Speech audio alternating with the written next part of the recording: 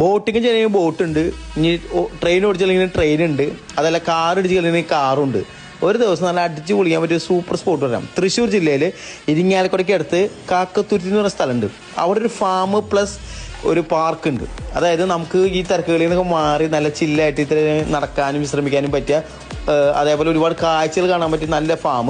ഇനി അതല്ല, പിള്ളേരുകൾക്ക് പറ്റിയ ഒരുപാട് ആക്ടിവിറ്റീസ് ഉള്ള ഒരു അടിപൊളി പാർക്കും. ഇതിൽ ഏറ്റവും കൂടുതൽ അട്രാക്ഷൻ എന്ന് പറയുന്നത് ഒരു ബോട്ടിംഗ് ആണ്.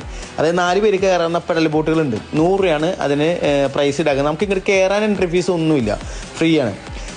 ഇതിൻ്റെ ഉള്ള ആക്ടിവിറ്റീസ് നമുക്ക് വേണമെങ്കിൽ മാത്രം സെപ്പറേറ്റ് എടുത്താൽ മതി. അപ്പോൾ അതിൽ ഒരു ട്രെയിൻ ഇവർ ഇൻക്ലൂഡ് ചെയ്തിട്ടുണ്ട്. അതിലൂടെ നമുക്ക് ഈ ഫാം മൊത്തം ചുറ്റി കാണാം. അതേപോലെ തന്നെയാണ് മറ്റ് ആക്ടിവിറ്റീസും. പിള്ളേർക്ക് കളിക്കാനായി അമ്യൂസ്മെൻറ്റ് ടൈപ്പിൽ ഒരുപാട് സംഭവങ്ങളുണ്ട്. ഹോഴ്സ് റൈഡ് ഉണ്ട്. ഒരു ഹോഴ്സ് റൈഡിന് ഒരു ഈടാക്കുന്നത് 100 രൂപയാണ്. ഇനി പാർക്കിലേക്ക് പോയി കഴിഞ്ഞാൽ ഒരു 5-6 ടൈപ്പ് നല്ല അഡ്വഞ്ചറസ് ടൈപ്പ് ആക്ടിവിറ്റീസ് ഇവർ ഇൻക്ലൂഡ് ചെയ്തിട്ടുണ്ട്.